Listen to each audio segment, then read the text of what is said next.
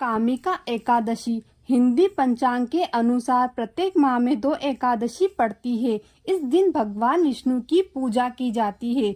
माह के दोनों पक्षों की 11वीं तिथि को एकादशी के नाम से जाना जाता है। सावन मास के कृष्ण पक्ष की 11वीं तिथि को कामिका एकादशी कहते हैं। इस एकादशी को बहुत ही महत्वपूर्ण माना जाता है। इस व्रत में भगवान विष्णु की विधि विधान से पूजा की जाती है। इस व्रत का सच्चे मन से पालन करने पर व्यक्ति के सभी पाप नष्ट हो जाते हैं। कामिका एकादशी व्रत कथा। धर्मराज युधिष्ठिर कहने लगे कि हे भगवान, मैं आपको कोटि कोटि नमस्कार करता हूँ। अब आप कृपा करके सावन मास कृष्ण पक्ष एकादशी का महत्व कहिए। श्री कृष्ण कहने लगे कि हे धर्मराज, यही प्रश्न एक समय राजा दिलीप ने गुरु वशिष्ठ जी से किया था और जो समाधान उन्होंने किया वह अब मैं तुम्हें बताता हूँ। प्राचीन काल में भोगीपुर नामक एक नगर था। वहाँ पर अनेक ऐश्वर्य से युक्त पुंडरीक नाम का एक राजा राज्य करता था।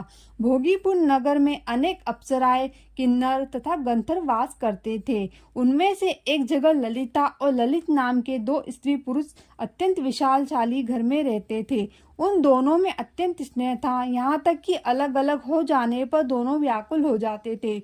एक समय पुंडरीक की सभा में अन्य गंधर्वों सहित ललित भी गान कर रहा था। गाते गाते उसको अपनी प्रिय ललिता का ध्यान आ गया।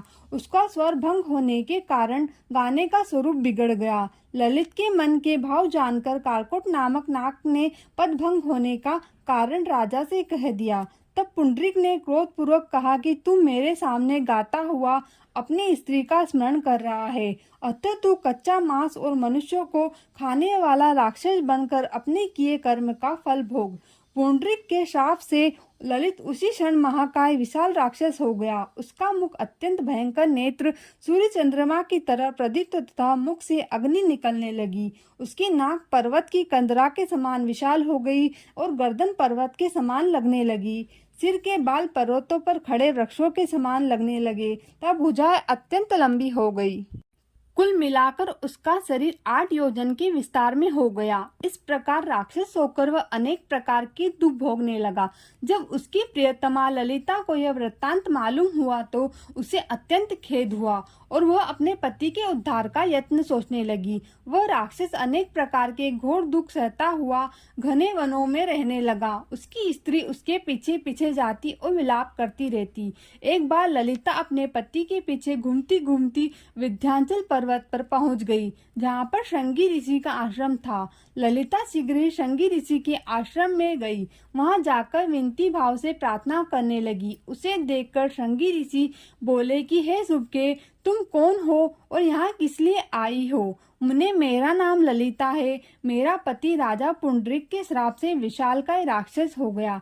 इसका मुझको महान दुख है। उसके उद्धार का कोई उपाय बतलाइए। श्रृंगी ऋषि बोले, हे गंधर्व कन्या, अब सावन कृष्ण पक्ष एकादशी आने वाली है, जिसका नाम कामदा एकादशी है। इसका व्रत करने से मनुष्य के सब कार्य सिद्ध होते हैं।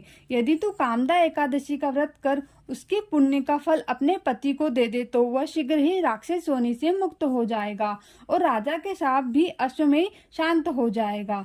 मुनि के ऐसे वचन सुनकर ललिता ने सावन कृष्ण पक्ष एकादशी आने पर उसका व्रत किया और द्वादशी को ब्राह्मणों के सामने अपने व्रत का फल अपने पति को देती हुई भगवान से इस प्रकार प्रार्थना करने लगी, हे प्रभु, मैंने जो व्रत किया है इसका फल मेरे पति देव को प्राप्त हो जाए, जिससे वह राक्षस योनि से मुक्त हो जाए। एकादशी का फल देते ही उसका पति राक्षस योनि से मुक्त होकर अपने पुराने स्वरूप को प्राप्त हुआ। फिर अनेक सुंदर वस्त्र भूषण से युक्त होकर ललिता के साथ विहार करने लगा। उसके पश्चात वे दोनों विमान में बैठकर स्वर्गलोक को चले गए। वशिष्ठ मुनि कहने लगे कि हे राजन, इस व्रत को विधि पूर्वक करने से समस्त पाप नाश हो जाते हैं तथा राक्षस आदि की योनि भी छूट जाती है।